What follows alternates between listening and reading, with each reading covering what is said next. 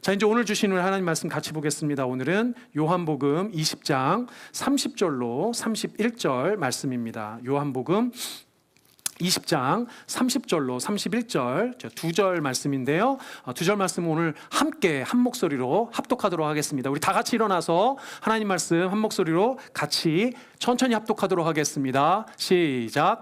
예수께서 제자들 앞에서 이 책에 기록되지 아니한 다른 표적도 많이 행하셨으나 오직 이것을 기록함은 너희로 예수께서 하나님의 아들 그리스도이심을 믿게 하려 함이요 또 너희로 믿고 그 이름을 힘입어 생명을 얻게 하려 함이니라. 아멘. 자리에 앉으시기 바랍니다. 감사합니다. 제가 잠깐 기도하고 말씀 전하겠습니다. 아버지 감사합니다. 주님이 내 안에 거하시며 내가 또 주 안에 사는 삶으로 영원한 삶을 누리는 줄 믿습니다. 오늘도 귀한 주의 말씀의 은혜 가운데 잠기길 소망하오니 오늘 함께 읽었던 이 말씀처럼 영원한 생명의 말씀 가운데 주를 더욱더 알아가며 주님이 주신 믿음 가운데 다시 한번 확신하는 복되고 귀한 시간 될 수 있도록 아버지 역사하여 주시옵소서. 부족하고 허물 많은 종을 세우셨습니다. 종의 허물은 가리시고 아버지 하나님의 영광만 진리만 드러낼 수 있도록 역사하여 주시옵소서. 감사드리며 존귀하신 예수님의 이름으로 기도드립니다. 아멘. 아멘. 우리 같이 인사 나누겠습니다. 오늘 이렇게 인사할까요? 성령 충만하시기를 바랍니다. 인사 나누겠습니다. 자, 성령 충만하시기를 바랍니다. 네. 자, 한 가지만 더 인사 나누겠습니다. 조금만 더 참읍시다. 자, 조금만 더 참읍시다. 자, 조금만 더 참읍시다. 네. 네. 요 조금만 더 참읍시다는 여러 가지 의미가 담겨져 있습니다. 자, 사도신경 이제 강해가 10번째 오늘이 마지막 시간이에요. 애쓰셨습니다. 조금 어려울 수도 있고 또 교리적인 내용이라 딱딱할 수도 있는데 오늘이 마지막이에요. 자, 오늘 하루만 참으시면 사도신경 끝나고 이제 광고 드린 대로 다음 주부터는 마태복음 강해를 시작하도록 하겠습니다. 오늘은 사도신경 고귀한 백성의 신앙 고백 사도신경 강의 10번째이고요. 제목은 영원히 살 것을 믿음이라는 제목으로 함께 나누도록 하겠습니다. 여러분들 우리가 예배 시작할 때마다 고백하는 사도신경 에파스 크리드의 제일 마지막 부분이 어떻게 끝이 나죠? 우리 성령을 믿사오며부터 우리 외우시는 분들 한글로 성령을 믿사오며부터 우리 함께 다시 한번 외워보도록 할까요? 고백해보도록 할까요? 시작. 성령을 믿사오며 거룩한 공회와 성도가 서로 교통하는 것과 죄를 사하여 주시는 것과 몸이 다시 사는 것과 영원히 사는 것을 믿사옵나이다. 자, 사도신경이 이렇게 끝을 맺습니다. 제일 마지막 부분이 영원히 사는 것을 믿는 거죠. 그 영원히 사는 것을 믿는 믿음이 오늘 설교의 제목이지만 우리가 지금 고백했던 요 부분들, 그러니까 지난주에 우리가 성령을 믿사오며 그래서 성령에 대해서 다루었고요. 오늘 이 마지막 부분에 대한 전반적인 내용을 다 다룰 겁니다.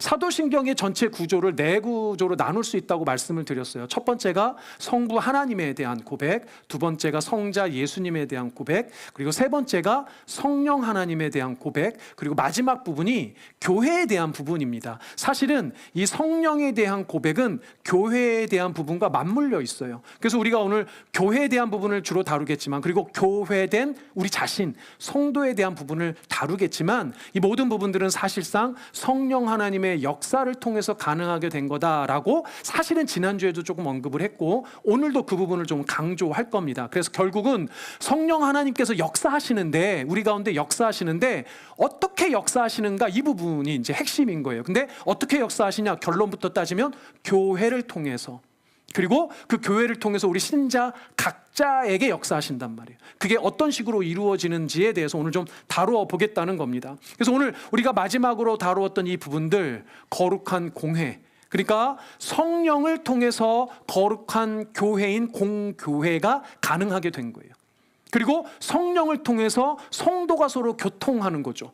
성도가 성도 되게 하는 겁니다. 그리고 마지막으로 성령을 통해서 죄사함을 받고 몸이 다시 부활하고 영원히 사는 것도 성령을 통해서 가능하게 된다는 거예요. 그러니까 이 부분을 우리가 조금 조목조목 좀 따져서 다 다루기에, 그리고 복잡하게 다루기는 어렵지만 그래도 조목조목 따져서 이 사도신경에서 고백하는 이 내용이 무엇인지를 좀 정리하고, 그 다음에 마지막으로 그런 이 성령의 역사함을 따라 사는 성령 충만한 삶, 교회의 교인으로서 성도로서의 삶이 무엇인지, 특별히 영원히 사는 것을 믿는 성도의 삶이 무엇인지에 대해서 정리하는 것으로 오늘 설교가 이어질 겁니다.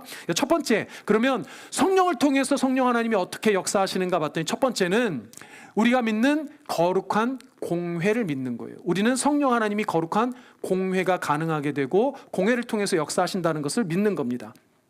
근데 이렇게 하면 사실 사도신경에 고백되는 이 거룩한 공회에 대한 오해가 있어요. 왜 오해가 있냐면, 첫째, 이 번역된 용어 때문에 그렇습니다. 공회라는 말 때문에 뭐하고 헷갈리나요? 우리가 성경 보다 보면 이스라엘과 유대인들이 어디에 주로 그 근거를 하고 있냐면 공회에 그들의 교리적 율법적 근거를 두고 있습니다. 그래서 성경에 보면 우리가 사내들인 공의회, 공회라고 그러죠. 그러니까 같은 단어를 써서 그게 그 공회 아니냐라고 이제 오해하는 이제 신학자들 가운데 혹은 성도들 가운데 오해하는 사람이 있단 말이죠. 근데 그 유대인들이 이야기하는 유대인들의 공회와는 다른 거예요. 그리고 또 오해하는 게 있죠. 뭐라고 되어 있냐면, 저기 영어로 뭐라고 되어 있냐면, 우리가 오늘 영어로 사도신경을 이제 고백을 했는데, 영어로 고백할 때 보면 우리가 뭘 믿는다고 되어 있냐면 The Holy Catholic Church라고 되어 있어요. 이 영어로는 Catholic Church라고 하니까 우리가 뭐랑 혼동을 하냐면 가톨릭 교회랑 혼동을 합니다. 근데 가톨릭 교회 더 홀리 캐톨릭 처치는 저 캐톨릭은 그 캐톨릭이랑 다른 캐톨릭이에요. 저 캐톨릭은 굳이 표현하면 보편적인 이런 의미입니다. 보편적인. 그래서 우리가 믿는 교회의 특징이 보편적 교회예요. 이 보편적은 교리적으로 훨씬 복잡한 의미를 가지고 있습니다. 이건 나중에 우리가 교리를 다룰 때 할 거고, 오늘은 이 부분이 어떻게 고백되어지는지를 우리 기독교 신앙의 고백서들이 이 거룩한 공회, 그리고 다시 번역을 하면 거룩한 공교회를 어떻게 고백하고 있는지를 조금 살펴보고 정리를 했으면 좋겠어요. 그래서 좀 교리적인 거지만 여러분들이 하나씩 조금 함께 보셨으면 좋겠습니다. 먼저 벨직 신앙 고백서라는 신앙 고백서에서는 교회를 뭐라고 이야기하냐면 이렇게 이야기합니다. 유일하며 공동적이며 또는 보편적. 그래서 저기 보면 Catholicam이라는 거, Universalem이라고 다 라틴어들이거든요. 그러니까 그러니까 유일하고 공동적이며 보편적인 교회를 우리는 믿고 고백한다. 이렇게 벨직 신앙 고백서에서는 고백하고 있어요. 우리가 언젠가 한번 보았던 하이델베르크 요리문답에는 이렇게 되어 있습니다. 우리가 지금 거룩한 공회라는 게 정확하게는 저 표현입니다. 거룩한 보편적 교회죠. 거룩한 보편적 교회는 하나님의 아들이 창세로부터 세상 끝날까지 참된 믿음 속에서 일치하여 영생을 얻도록 온 인류 가운데서 택하신 교회를 그의 성령과 말씀으로 말미암아 그에게로 모으시고 보호하시고 보존하신다는 것과, 또한 내가 그 교회에 살아있는 지체이며 영원토록 지체로 있을 것이라는 것이다. 저걸 대단해요. 한 문장으로 썼어요. 자, 근데 어쨌든 거룩한 보편적 교회라는 그 의미 안에는 저런 의미들이 담겨져 있다는 겁니다. 자, 세 번째, 제2 스위스 신앙고백서는 아주 중요한 신앙고백서가 있는데, 여기에선 우리가 믿는 교회를 이렇게 정의를 내렸습니다. 교회란 이 세상으로부터 불러냄을 받거나 부름받은 신자들의 모임이며, 이는 모든 성도들의 교제, 즉 구원의 주님이 되신 그리스도 안에서 말씀과 성령에 의해서 참 하나님을 진실로 인식하고 이분을 올바르게 예배하고 더욱이 그리스도를 통하여 값없이 제공된 모든 선한 것에 참여한 자들의 교제이다 라고 고백하고 있어요. 교회란 이런 곳이라는 거죠.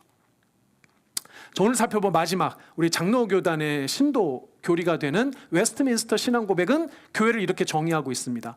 보편적이며 우주적인 교회는 머리 되시는 그리스도를 중심으로 하여 그 아래 하나로 지금까지 모여들었고 지금 모여들고 있고 장차 모여들게 되는 택함을 받은 모든 사람들로 구성된다. 이 교회는 그리스도의 신부요 몸이요 만물 안에서 만물을 충만하게 하시는 그의 충만이다. 아멘. 요 네 가지 신앙 고백과 요리문답에 정리된 것들이 이런 내용들이에요. 물론 이 고백서들은 전부 다 성경의 말씀들을 근거하고 만들어진 고백서들입니다. 되게 복잡하고 많잖아요. 이게 근데 다 어디를 기초적으로 하고 있냐면 사도신경에서 고백하고 있는 거룩한 공예와 성도가 서로 교통하는 것에 대한 내용을 담고 있는 겁니다. 그래서 이 네 가지 고백서와 사도신경의 내용들을 다 요약을 해서 세 가지로 함축하면 우리가 믿고 있는 거룩한 공교회라는 것은 이런 세 가지 특징이 있습니다. 첫 번째는 그리스도가 중심이에요. 그리스도가 중심.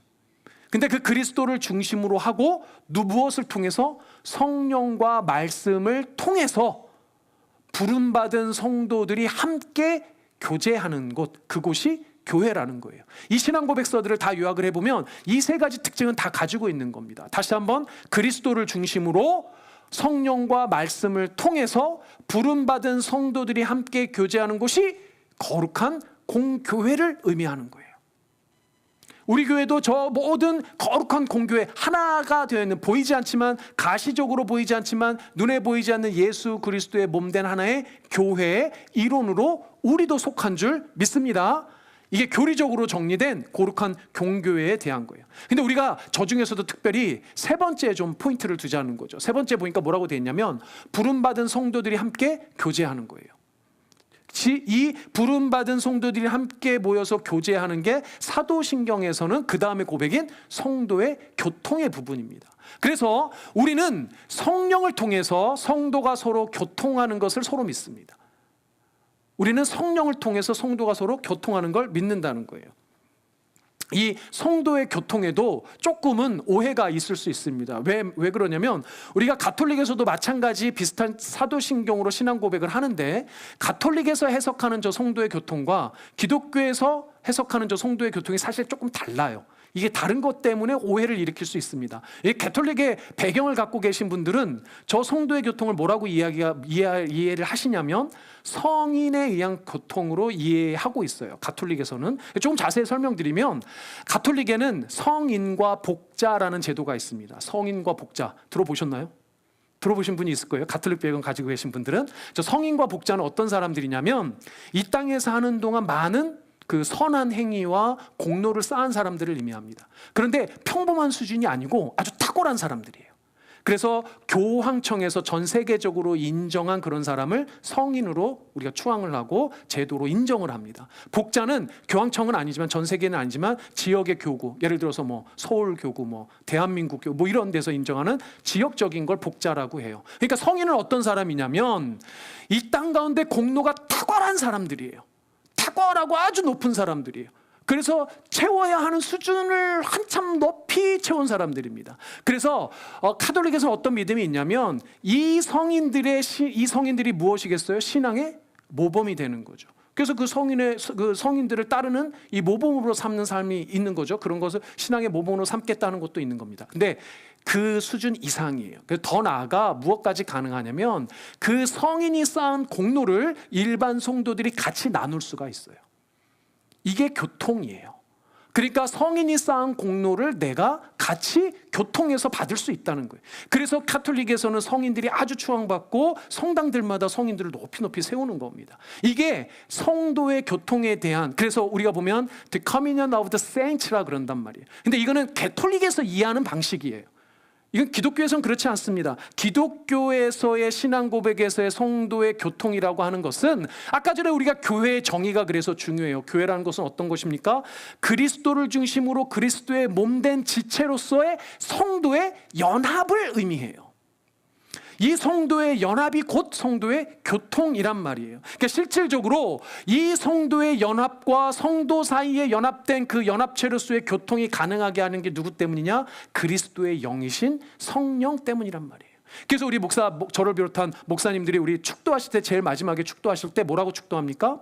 예수님의 은혜와 하나님의 사랑과 성령의 뭐예요? 교통하심이. 이게 고린도후서 13장 13절의 말씀을 그대로 가지고 온 겁니다. 고린도후서 13장 13절 여러분들도 함께 읽어볼까요? 시작.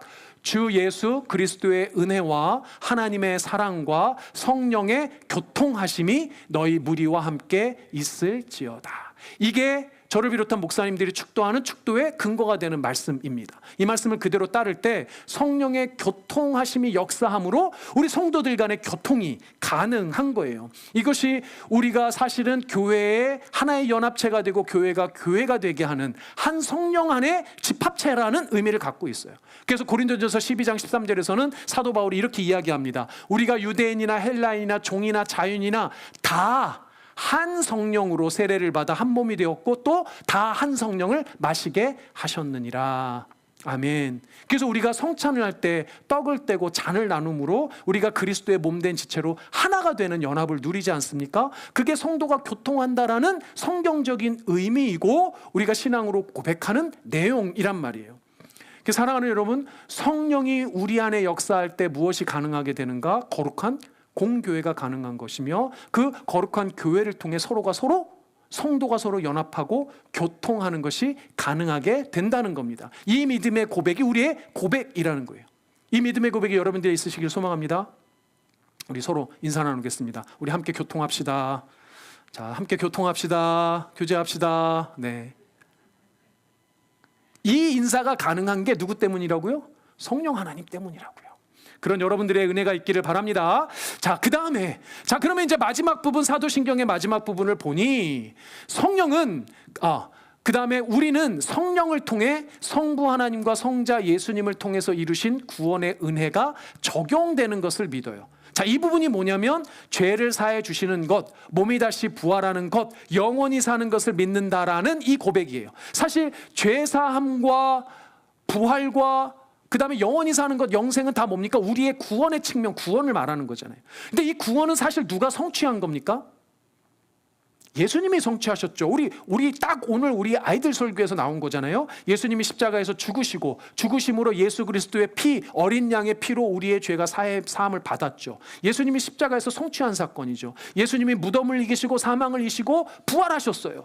부활의 성취도 누가 하셨어요? 예수님이 성취하셨죠. 승천하시고 다시 오심으로 우리로 하여금 영원한 생명을 소망하게 하셨어요. 영원한 삶도 사실은 누가 성취하실 겁니까? 예수님께서 다 성취하실 거예요. 자, 그런데 그 예수님의 모든 성취의 일도 누구의 작정에 따라 이루신 일입니까? 성부 하나님의 작정과 계획에 따라 이루신 일이에요. 심지어는 성경은 뭐라고 말하냐면 예수 그리스도가 그 하나님의 작정과 계획에 순종하신 것도 성령 하나님을 통해서 가능하신 거예요. 그런데 더 놀라운 것은 이 예수님이 성취하신 그 성취의 구원의 역사가 우리 성도 각 사람에게 적용되는 것은 누구를 통해서냐? 성령을 통해서란 말이에요. 이게 사실 되게 어렵습니다. 내용이 생각보다 들으시면 뭐 고개는 끄덕일 수 있는데 어려워요. 제가 좀 예를 들어보면 이런 겁니다. 여러분들 회사에 입사시험을 치른다고 한번 해봅시다. 입사시험을 치른다면 입사시험을 치르면 뽑는 사람이 정해져 있잖아요. 예를 들어서 10명 뽑는 회사 입시에 1000명 지원했다고 봅시다. 그럼 몇 대 몇인가요? 100대 1. 요즘 이래요. 여기 이런 취업의 문을 뚫고 취직에 준비하고 있는 청년들이 힘내시길 바랍니다. 자, 여하튼 10명 뽑는데 1000명 지원했어요. 자, 1000명 지원한 중에 몇 명 뽑히겠습니까? 10명은 뽑혀요. 합격했어요. 자, 합격은 딱 했는데 그러면 합격이 되면 끝나나요? 아니죠. 회사에서 어떻게 합니까? 그 합격한 10명에게 뭘 보내요? 합격 통지서를 이제 보내야 되잖아요. 합격한 사람은 몇 월 며칠 몇 시에 어디서 모여가지고 합격증을 이제 제시하면 이제 합격이 되고 회사에 이제 진짜로 이제 다닐 수 있는 거잖아요. 자, 그런데 합격 통지서가 이렇게 보냈는데 합격 통지서를 합격한 사람이 만약에 못 받았다고 쳐봐요. 그래서 몇 날 며칠 몇 시 이 현장에 못 나타났다고 쳐봐요. 그러면 합격은 했는데 합격은 결정이 됐는데 이 사람이 그 현장에 나타나지 않으면 그 회사에 결국 다닐 수 있어요, 없어요? 못 다니죠. 이것과 마찬가지라는 거예요. 이미 예수님께서 합격 그리고 합격 통지서를 발부했어요. 근데 발부한 이 합격 통지서 우편을 통해서 어떻게 해야 돼요? 그 사람한테 가야 돼요. 가서 그 사람이 그 합격 통지서를 받아갖고 이 장소까지 가야만 한단 말이에요. 그러면 합격을 시켜놓고 합격 통지서까지는 누가 발부하는 거예요? 예수님께서 성취를 해놓으신 거야. 10명은 정해진 거예요. 이건 변함이 없어요. 그런데 이 합격 통지서를 전달해서 그 사람에게 전달시켜갖고 그 사람이 오게 하는 거 누가 하시는 일이라는 거예요? 성령 하나님이 하시는 일이라는 거예요. 물론 성령 하나님은 성부 하나님과 성자 예수님을 통해서 정해진 이 모든 것들 다 이루실 거기 때문에 합격한 10사람은 반드시 그곳에 나타나게 돼 있는 겁니다. 이건 정해진 거예요. 그럼에도 불구하고 역할이 어떻다는 거예요? 나뉘어져 있다는 거예요. 그래서 성자 예수님이 성취하신 구원의 역사가 예를 들어서 이 땅에 있는 모든 사람을 다 구원하시는 게 아니잖아요. 1000명 어플라이 해도 뽑히는 건 10명이란 말이에요. 그 10명에 드신 여러분들이신 줄 믿습니다. 자, 그런데 합격 통지서가 여러분들에게 전달이 되어서 각자에게 그 구원이 이루어져 가는 그 역사는 누가 하시는 건가? 바로 성령님이 하신다는 말이에요. 이 얘기를 로마서 8장에서는 이렇게 고백합니다. 로마서 8장 1절 2절에 보면 그러므로 이제 그리스도 예수 안에 있는 자에게는 결코 정죄함이 없나니 결정이 됐다는 거예요. 자, 함께 읽겠습니다. 시작. 이는 그리스도 예수 안에 있는 생명의 성령의 법이 죄와 사망의 법에서 너를 해방하였음이라. 아멘. 여러분들 자신이 죄로부터 구원받고 죄로부터 해방되어서 구원의 성취가 이루어지는 것은 생명의 성령의 법이 작동하기 때문이에요.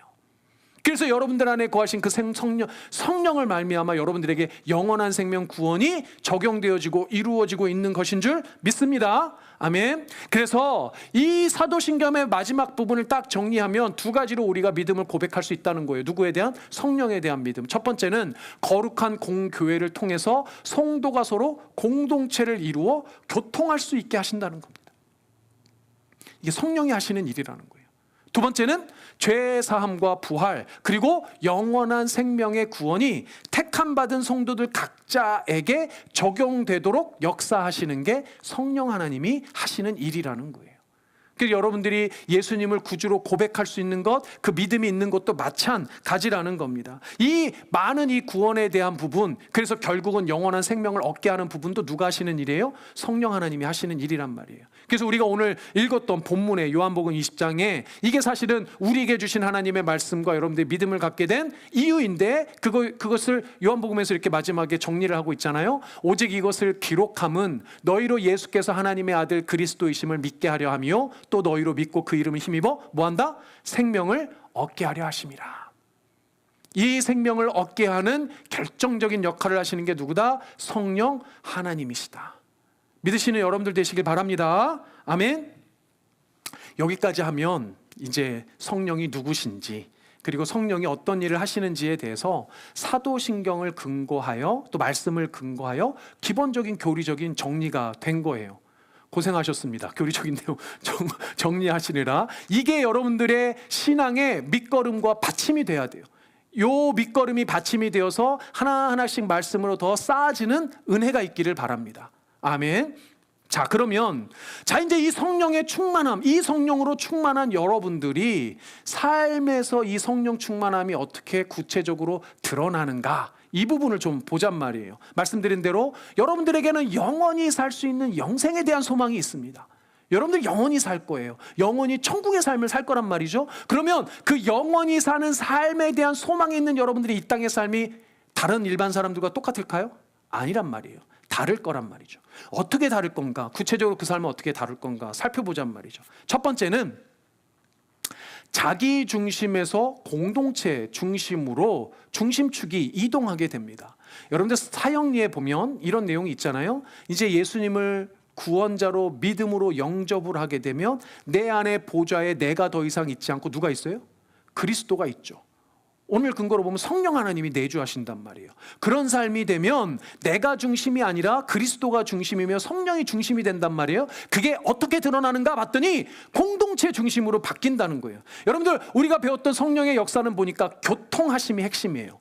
그렇죠? 성도가 서로 교통하게 하십니다. 관계를 맺게 하십니다. 화목한 관계로 만들어 가세요. 지난주에 우리가 성령 하나님이 성부 하나님, 성자 예수님과 삼위일체를 이룰 때 성령 하나님이 역사하시는 방식이 뭐라고 그랬어요? 사랑으로 관계하는 관계성이 핵심이라 그랬어요. 그러니까 사랑으로 관계하는 삼위 하나님의 교제하심이 내 안에서 이루어지는 겁니다. 사랑으로 교제함이 이루어지는 거예요. 사랑의 관계가 만들어져 가는 거예요. 근데 여러분도 제가 언젠가 말씀드린 것처럼 사랑에는 두 가지 측면이 있어요. 어떤 측면이 있냐면 구심력의 사랑이 있어요. 그리고 원심력의 사랑이 있습니다. 구심력의 사랑은 뭡니까? 구심력의 사랑은 뭐예요? 내 안으로 자기 중심적인 사랑으로 가는 방향이에요. 근데 원심력은 뭐예요? 원심력은 바깥으로 향하는 힘이잖아요. 바깥으로 향하는 공동체 중심적인 사랑으로 뻗어져 나간다는 겁니다. 그래서 정말 참 성령 하나님이 내 안에 거주하시면 나 자신의 관계가 달라져요. 나와 나 자신의 관계가 달라지는 거예요. 그래서 우리가 우리 블루뉴스에 오늘 보면 망각의 은혜에 대해서 이야기했지 않습니까? 내가 가지고 있는 내 지난 삶에 대한 나의 모습과 화해가 이루어지는 거예요. 관계의 화해가 이루어지는 거예요. 이게 구심적인 사랑력의 힘입니다. 내가 스스로 용서하지 못하는 내 모습, 내가 스스로 좌절에 빠져 있는 내 모습, 내가 가지고 있는 내 수많은 아픔과 시련들과 어려움들과 화해하게 되고 잊혀지는 은혜가 있단 말이에요. 이게 구심력의 사랑의 힘이에요. 그런데 하나님께서, 성령 하나님께서 내 안에 역사하시면 그 관계성의 사랑이 나의 사랑으로, 구심력의 사랑으로, 자기 중심적인 사랑으로 끝나지 않는다는 거예요. 이게 공동체적 사랑으로, 원심력의 사랑으로 뻗어져 나간다는 거예요. 성령 하나님을 통해서 나와의 관계뿐만 아니라 내 이웃과의 관계, 하나님과의 관계가 사랑으로 새로워진다는 겁니다. 제가 그 목회자가 되고 나서 정말 크게 바뀐 것 중에 한 가지가 있어요. 그게 뭐냐면 아내와의 관계입니다. 아내와의 관계가 크게 바뀌었어요. 제가 결혼 생활로 따지면 결혼하고 한 15년쯤 되었을 때 이제 목회자로 부름을 받았습니다. 그리고 목회자로 부름을 받고 이제 결단을 하고 이제 모든 거 다 그만두고 이제 신학을 시작하게 되었거든요. 지금 돌아보면 그 이전에 15년의 삶을 대충 살지 않았어요. 엄청 열심히 살았단 말이에요. 엄청 열심히 살았어요. 근데 그 열심히 산 이유 중에 하나가 무엇이었을까요? 나 혼자 잘 먹고 잘 살자고 한 겁니까? 아니죠. 가족이 큰 이유였어요. 가족이 행복하기를 바랬단 말이에요. 아내와 두 아이가 행복한 삶을 살기 위해서는 제가 열심히 해서 제가 바라고 꿈꾸는 그 자리에 올라가야 저만 행복한 게 아니라 모두가 다 행복한 거란 말이죠. 그런데 돌아보면 목회자가 되기 이전에, 특별히 그때도 여기 있었죠. 이 샤럿스빌에 있었죠. 그때 생활을 좀 돌아보면 사실 아내가 되게 힘들어했어요. 아내가 무척 힘들어했습니다. 아내가 무척 힘들어했었던 여러 가지 이유 중에 가장 핵심적인 이유는 저 때문에 힘들어했어요. 저 때문에. 네, 저 때문에 힘들어했단 말이에요. 관계가 많이 어려웠었습니다. 아주 안 좋았어요. 정말 많이 안 좋았습니다. 근데 저는 이유를 모르겠는 거예요. 말씀드린 대로 저는 정말 열심히 살았거든요. 굳이 표현하면 열심히 산 죄밖에 없어요. 굳이 표현하면. 근데 아내랑의 관계를 생각해보고 그때 돌아보면 아내가 무척 힘들어했던 게 저 때문이라는 게 저는 그러니까 이해가 안 되는 거죠. 왜냐하면 나는 같이 잘 살자고 이렇게 열심히 하는 건데 이해가 안 되는 거예요. 그러니까 이게 관계가 이게 쉽겠습니까? 그게 쉽지 않죠. 굳이 표현하면 저는 이제 우리 가족 때문에 이렇게 열심히 사는 거야 이렇게 얘기하는 거고, 근데 아내는 이렇게 얘기하는 거죠. 나는 너 때문에 힘들어 이렇게 얘기하는 겁니다. 근데 그때도 잘 못 깨달았는데 목회자가 되면서 그 전에 예수님을 안 믿었던 것도 아니고 우리가 지금 배우는 말씀대로 보면 성령 하나님 내 안에 없었던 것도 아니에요. 근데 성령 충만하지 않았기 때문에 벌어졌던 현상이 뭐냐면 왜 아내가 힘든지 그 이유를 깨닫지를 못하는 거예요. 더 엄밀하게 표현하면 아내가 어떤 마음이 상태이고 무엇 때문에 힘들어하는지를 깨닫지를 못하는 거예요. 그런데 그러고 그 성령 충만한 상태로 나를 다시 돌아보니까 제가 꼭 이런 말로, 이런 마음으로 표현하고 있었더라고요. 뭐라고 얘기했냐면 나는 당신이 행복하기를 바래 이렇게 이야기를 겉으로는 하고 있는 거죠. 근데 내 아내는 이렇게 말하고 있는 겁니다. 그런데 나는 당신 때문에 행복하지 않아. 난 너무 힘드네. 이렇게 내 안에 불만이, 불평이 있다는 걸 알게 된 거예요. 깨닫게 된 거예요. 근데 그 이전에는 그렇게 생각을 못 했다니까요. 그리고 아내가 왜 힘든지에 대한 아내의 마음에 대해서 이해가 되는 거예요. 그 감정이 느껴지는 겁니다. 왜 아내가 나 때문에 힘들어했는지를 알겠더라고요. 시간이 지나니. 그리고 그 아내의 마음을 알아주는 것으로, 인정해 주는 것으로 아내가 회복되는 걸 볼 수 있었어요. 그리고 제 아내도 회복되는 걸 느낄 수 있었습니다. 그전에도 분명히 아내가 수많은 사인을 보냈을 텐데 심지어는 겉으로 표현까지 했는데 왜 저는 그걸 몰랐을까요? 왜 못 느꼈을까요? 구심력의 사랑만 있지 원심력의 사랑이 없었던 거예요. 아내의 마음을 헤아릴 수 있을 만큼의 사랑의 힘이 없었던 거예요. 다시 표현하면 성령이 내 안에 있기는 했는데 성령으로 충만하지 않았던 겁니다. 내 사랑만, 자기 사랑만 충만했던 거예요. 성령 충만은 내 안의 사랑으로 멈추지 않아요. 내 주변의 관계로까지 이어간다는 겁니다. 그리고 진짜 사랑이 충만하면요, 아내로 멈추지 않습니다. 가족으로 멈추지 않아요. 더 넓어져서 이웃과 공동체로 확대가 된다는 겁니다. 최근 성도들을 대상으로 한 설문이 있어서 좀 살펴봤더니 지금 교회의 성도들이 원하는 가장 중요한 것이 1등이 뭐였을까요? 성도들이 원하는 가장 첫 번째가 가족의 행복이에요. 가족의 행복을 제일 원한단 말이에요. 성도들이 기도하는. 여러분들 가만 한번 생각해 보세요. 여러분들이 어떤지. 내 가족의 행복이 1순위예요. 근데 왜 가족이 행복하길 원합니까? 왜 가족이 행복하길 원할까요? 제 경험으로 비추어 보건대 내가 행복하기 위해서예요. 가만히 돌아보면 가족이 행복하길 원하는 것도 내가 행복하기를 원하는 겁니다. 가족이 행복해야 나도 행복하다고 이해하는 거죠. 말로 표현하든 표현하지 못하던 은연중에 내 사랑이 가족의 사랑으로 포장되고 있는 겁니다. 그 사랑으로 보면 현대 교회의 성도들의 큰 문제 중에 하나가 개인의 이기주의가 가족의 이기주의로 포장된다는 겁니다. 나만 잘 먹고 잘 살면 돼가 아니고 우리 가족이 잘 먹고 잘 살아야 돼라는 걸로 포장한다는 거예요. 여러분들 아무도 비난 못합니다. 우리 가족이 행복했으면 좋겠습니다라고 기도 제목 얘기하는데 어떤 목사가 거기로 멈추면 안 돼요라고 이렇게 이야기합니까? 당연히 그렇게 말 못합니다. 가족의 행복을 추구하는 것은 틀렸다고 볼 수는 없어요. 그런데 교묘하게 우리 마음속에 어떤 마음이 있냐면 가족의 행복이라는 것으로 포장해 놓고서는 사실은 자기의 행복을 추구하고 내 사랑으로만 가득 차다는 거예요. 그리고 가족의 사랑으로 오는 것으로 포장해서 거기에 배려를 딱 치고 교회를 넘어 이웃을 넘어 공동체를 사랑하는 마음으로까지는 퍼져나가지 않는다는 거예요. 그 사랑하는 여러분, 자기 중심의 사랑이 아닌 가족 중심의 사랑으로 넘어가는 것 좋아요. 그러나 거기서 멈추면 안 된다는 거예요. 거기를 넘어가 교회를 사랑하고 이웃을 사랑하고 하나님이 허락하신 공동체를 사랑하는 그 방향으로까지 그 넓이와 깊이까지 확대되어져 가야 한다는 겁니다. 사실 이 부분은 우리가 수련회 때 조금 더 살펴볼 거예요. 생각보다 쉬운 내용은 아닙니다. 그러나 여러분들 기억하셨으면 좋겠습니다. 성령 충만한 삶이라는 건 구심력의 사랑, 나 자신의 사랑으로 멈추지 않고 반드시 원심력의 사랑, 관계의 사랑, 이웃과의 사랑, 하나님과의 사랑으로 퍼져져 나간다는 거예요.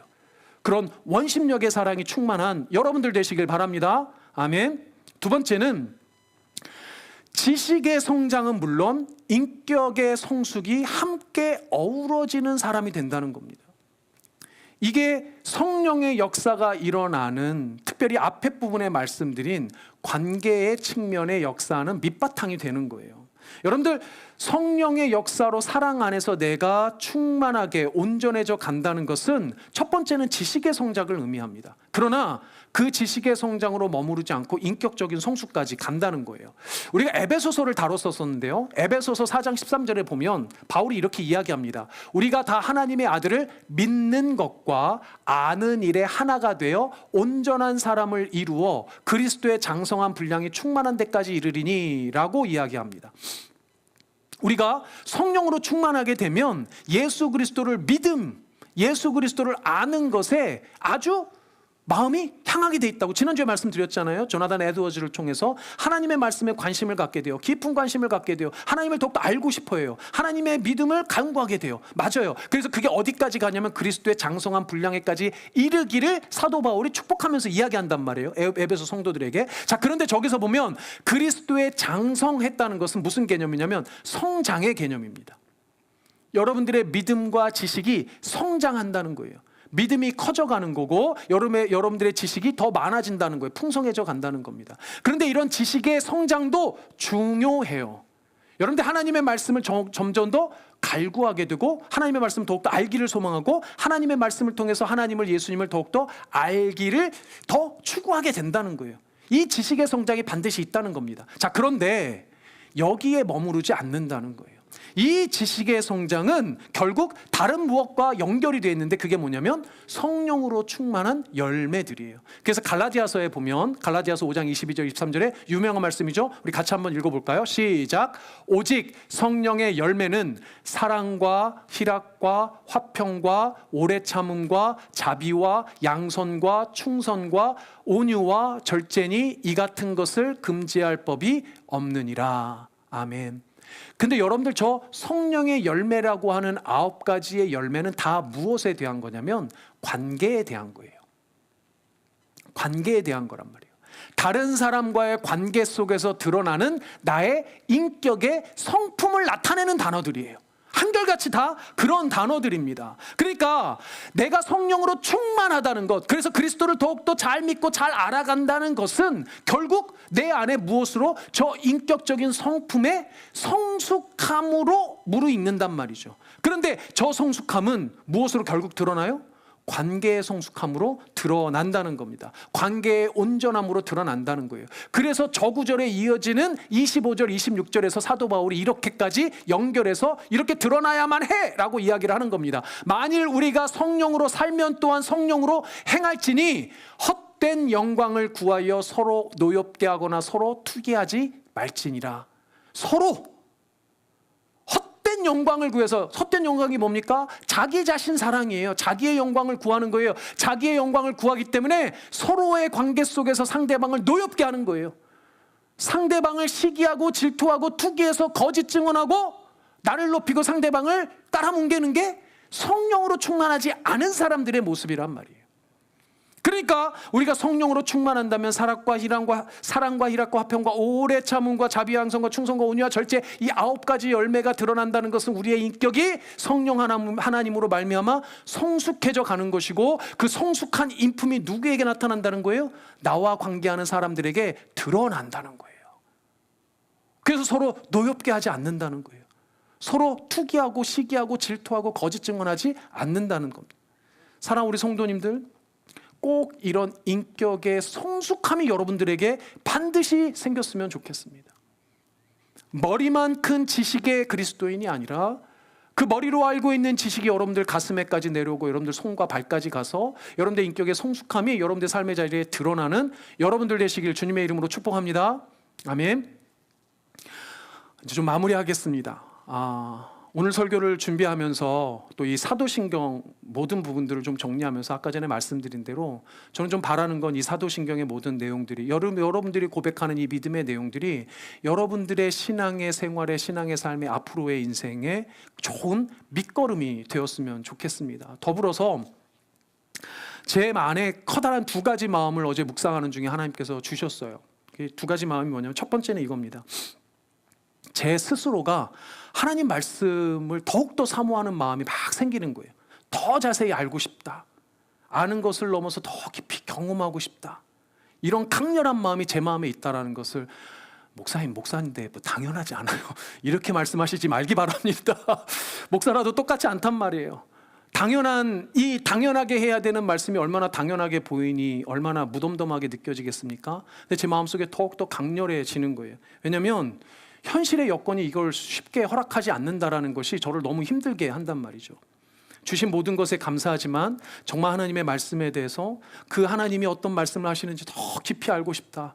목사인데 최소한 이 정도는 알아야 되지 않을까? 막 이러면서 제 마음속에 막 불일듯이 충동이 일어나고, 한쪽으로는 좀 안타깝고 슬프고 한쪽으로는 너무나도 막 간절하고 막 이런 마음이 생기더란 말이에요. 여러분들 저를 위해서 기도해 주셨으면 좋겠습니다. 우리 목사님 진짜 말씀을 간절하게 사모하는 만큼 진짜 잘 깨닫고 잘 경험해서 잘 전하는 우리 목사님 됐으면 좋겠다라고 정말 기도해 주셨으면 좋겠습니다. 근데 더불어 2번째 마음이 생기는 거예요. 제가 아는 것 이상으로 사랑하는 우리 블루진 하나님께 성도님들이 그랬으면 좋겠다라는 마음이 생겨요. 정말 여러분들이 하나님 말씀 정말 잘 알았으면 좋겠다. 정말 잘 알아서 지식으로만 멈추는 게 아니라 정말 여러분들의 삶이 변했으면 좋겠다. 예수로 살아간다는 것이 무엇인지 깨달았으면 좋겠다. 성령의 저 9가지 열매가 갈라디아 성도만이 아니라 에베소 성도만이 아니라 블루진 하나님께 우리 성도님들이 저 성령의 9가지 열매가 맺어지는 것으로 기도하는 모든 여러분들의 관계가, 여러분들의 가정이, 여러분들의 이웃이, 여러분들의 삶이 정말 그리스도인답게 변해갔으면 좋겠다라는 정말 그런 간절한 마음이 생겼습니다. 사랑하는 여러분들, 사랑하는 우리 블루진 하나님께 성도님들이요, 여러분들 하나님 말씀을 더욱더 사모하시길 바랍니다. 저희 교회가 부족해서 다 채워드릴 수 없지만 여러분들 수시로 하나님의 말씀을 간구하고 사모하며 더욱더 알아가시는 여러분들 되셨으면 좋겠습니다. 그래서 참으로 지식이 그리스도의 장성한 분량만큼 자라가는 여러분들 되셨으면 좋겠어요. 그런데 거기로 멈추지 말고 정말 여러분들의 인격이, 여러분들의 인품이, 여러분들의 성품이 정말 그리스도를 닮아가 성령의 열매 맺어지고, 그 성령의 열매가 맺어지는 인격의 성숙함이 여러분들, 제가 경험한 것처럼 여러분들의 남편과의 관계가, 아내와의 관계가, 자녀와의 관계가, 여러분들 가족과 친척과의 관계가, 이웃과의 관계가 정말 더욱더 아름다워지고 사랑으로 풍성해졌으면 좋겠습니다. 이런 마음이 너무나도 간절하게 들더라고요. 우리 성도님들 되시길 바랍니다. 그런 그리스도의 제자, 하나님의 자녀들 되시는 여러분들 되시기를 주님의 이름으로 축복합니다. 아멘. 이제 이렇게 사도신경 마치는데요. 다음 주부터 이제 마태복음 시작을 할 겁니다. 정말 예수님이 가르쳐 주신 복음의 내용들은 무엇인지 볼 텐데, 여러분들 기대하는 마음으로 한 주간 기도하시고, 또 마태복음 시작하면서 또 새로운 말씀의 지경, 복음의 지경에 이르는 여러분들 되셨으면 좋겠습니다. 우리 아까 전에 찬양했던 교회여 일어나라라는 찬양 한 번 더 했으면 좋겠는데요. 제가 작년 이맘때 열심히 우리 함께 찬양했었습니다. 이 찬양 기억하실지 모르겠어요. 여러분들 한 사람 한 사람이 다 교회입니다. 교회는 여러분들이 없으면 교회도 없어요. 여러분들 한 사람 한 사람이 교회임을 믿고 이 찬양을 통해서 혹은 오늘 말씀을 통해서 여러분들의 삶이 다시 한번 일어나는 역사가 있기를 바랍니다. 여러분들의 영혼이 다시 한번 세워지는 역사가 있었으면 좋겠습니다. 망각의 은혜가 있어서 여러분들의 삶 가운데 계속 지난하게 여러분들 발목을 붙잡는 사단 마귀가 여러분들 계속 도전하는 죄책감과 모든 실패와 연약함들 오늘 이 시간 다 떨쳐내고 여러분들 분연히 성령 하나님의 역사로 일어나는 시간 되시기를 주님의 이름으로 축복합니다. 우리 다 같이 함께 찬양 함께 하도록 하겠습니다.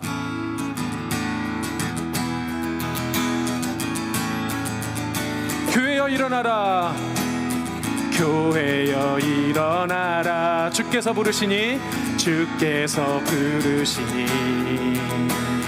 두려움과 실패 내려놓고 교회여 일어나라, 교회여 일어나라. 주께서 보내시니 우릴 부르신 삶의 자리에서 교회여 우린 세상의 빛 어둠을 밝히는 하나님의 편지, 주를 나타내는 주의 교회를 통해 우릴 세상이 주를 보리라. 일어나라 아버지 사랑으로, 아버지 능력으로 서로 하나 되어 그 빛을 비추라. 노래하라 아버지의 사랑을, 아버지의 크심을 이 삶의 노래로 주님을 나타내. 일어나라 아버지 사랑으로, 아버지 능력으로 서로 하나 되어 그 빛을 노래하라 아버지의 크심을, 아버지의 크심 이 삶의 노래로, 이 삶의 주님을 나타내라. 일어나라.